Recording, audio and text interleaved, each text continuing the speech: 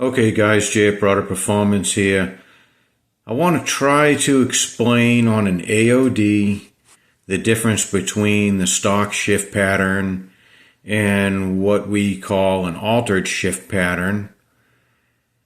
And also, I think there's a lot of confusion about what the trans has for detents and what the normal shift pattern is.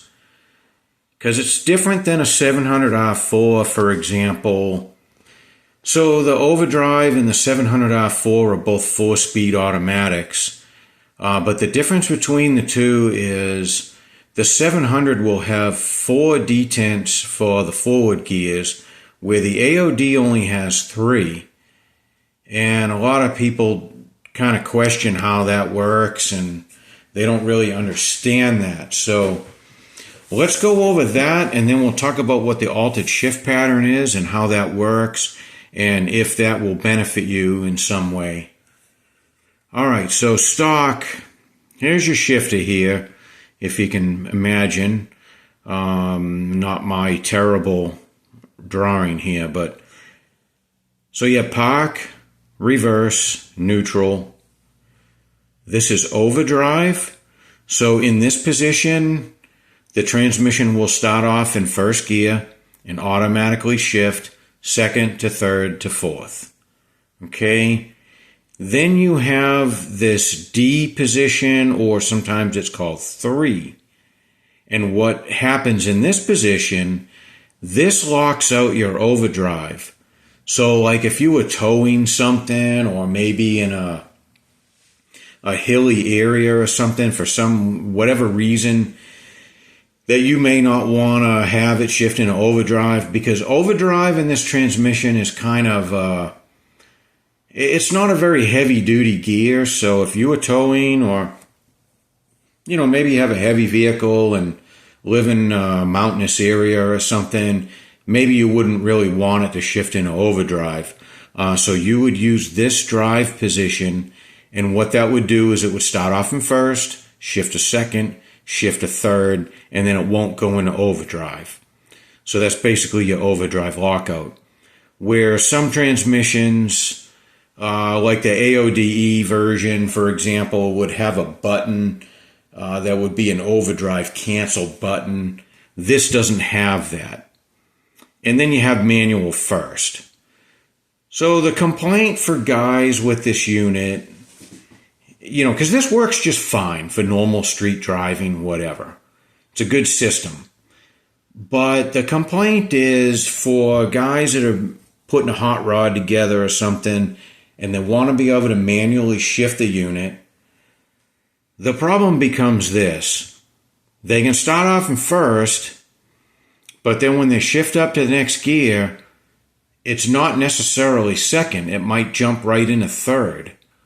So you're not really sure there. It just depends on what RPM you're making the shift in. It could actually still stay in first. It may not do anything. So what you can do, and you may have heard guys talk about this, they do what they call shuffle shift it. So what you would do is you'd put it in first, you'd run it up, bump it up into here, it would shift in a second, and then quickly come back down into first, and that would make it hold second. And then when you wanted to shift back up into third, you would bump up into here, and at that time the governor would be ready to be in the third gear. You would have enough road speed. So you would have to go 1, D, back to 1, and then back to 3 or D. And that's how you'd have to manually shift it. And a lot of guys, and I don't know if this is really true, but a lot of guys would say shuffle shifting it would hurt the transmission. It would tend to damage the overdrive band.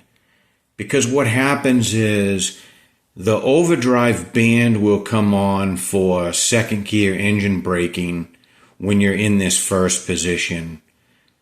And I think there's some issue with maybe the band not releasing quick enough to get into third gear or something, and kind of rub the band on a little bit. Again, I'm not real sure about that. I never really studied that. I've just always swayed people towards this altered shift pattern.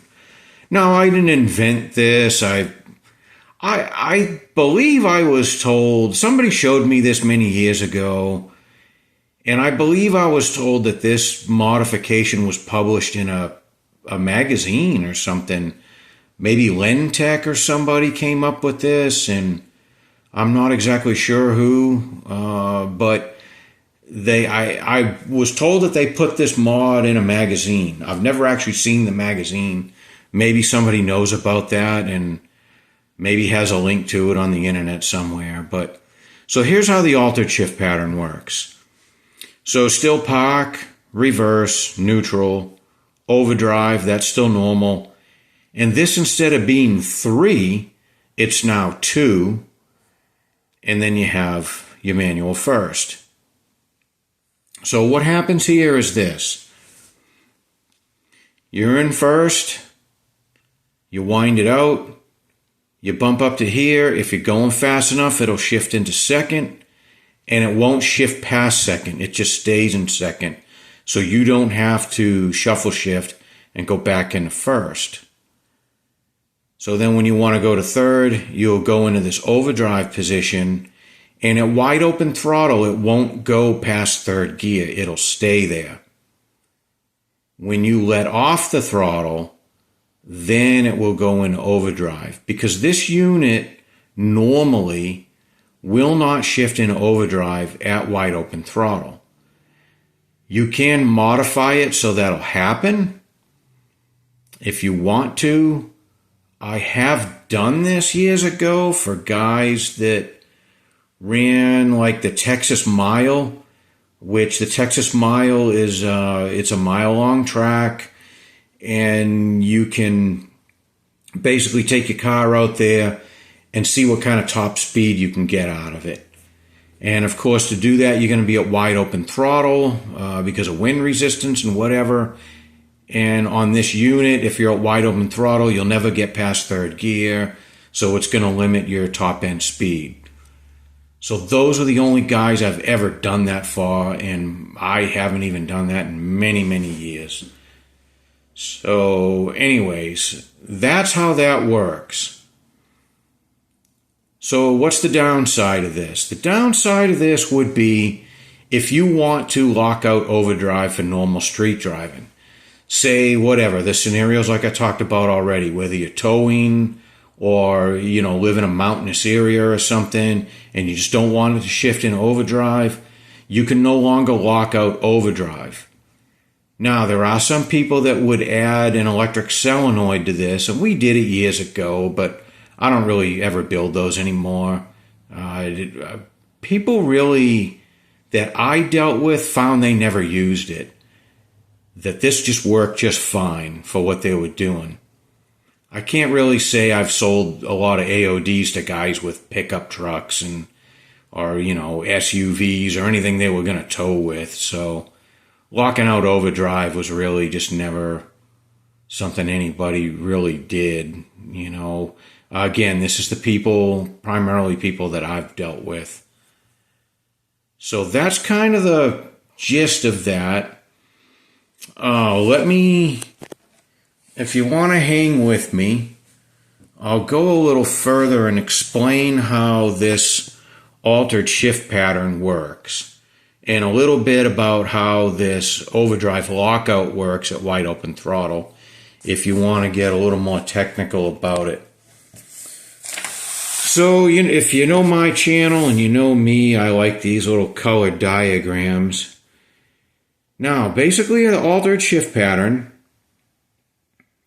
So if you look here, we are in that 3 position. So basically what happens, the altered shift pattern is very simple. This oil here, if you follow me, it comes up, goes through the 2-3 shift valve, goes through the backout valve, which don't really have to worry. The backout valve is just, depending on the amount of throttle you're giving it, it just brings the oil through different orifices to soften a firm shift. So don't worry about that. And then it goes through there, and then the oil goes into the direct clutch, which is what shifts you in a third. So when you build this altered shift pattern, it's really simple. All we're doing is just cutting off this oil. And please don't send me emails on how to build this thing. I'm not selling blueprints or giving blueprints of this away. I don't have time for that. Maybe somebody in the comments, if it still exists, maybe that magazine article that has pictures and instructions on how to do that, you can do it yourself. Whatever. I don't want to get involved in that. I do sell this valve body, and on occasion when I have cores and sometimes build them for people. And it used to be really popular, but I gotta say, I'm not sure why, but 90% of the time when somebody orders a valve body from me, they do not want the altered shift pattern. So I don't know. People are just liking the automatic mode. So anyways, and there's a couple other little things you got to kind of do to make that work better. But so basically, all you're doing is you're cutting this oil off in this gear position so that the oil just simply can't go to that clutch pack. Your shift valve may still stroke and ask the oil to go there, but there's no oil to go there anymore. So real simple hydraulically how that works. Okay, and I guess let's show you the other deal. I've got this page marked. So this is your kickdown system. So basically, this is your TV plunger. So if your TV pressure is set properly, where this plunger gets pushed in far enough at wide open throttle, what happens is the oil, you get line pressure that will, this valve will stroke far enough that will take this line pressure, and straight line pressure will come out, go through here. It goes other places too, but don't need to worry about that. It's going to go through here and travel, and basically this is your 3/4 shift valve. The blue is governor pressure, and governor pressure is less than line pressure. And this line pressure is going to collect underneath this valve and won't allow the governor to stroke the valve. That's essentially how that works. So, again, if the TV is adjusted properly, now if your TV is adjusted so that you don't get enough travel, then you will get a shift in overdrive at wide open throttle if it's backed off too much. That's kind of one of those things that maybe let you know that maybe your TV is set a little too low. So anyways, that's the explanation on that. Might be a little more information than you wanted, but so those are the two different shift patterns for this unit. These are, both fully auto shifting and everything.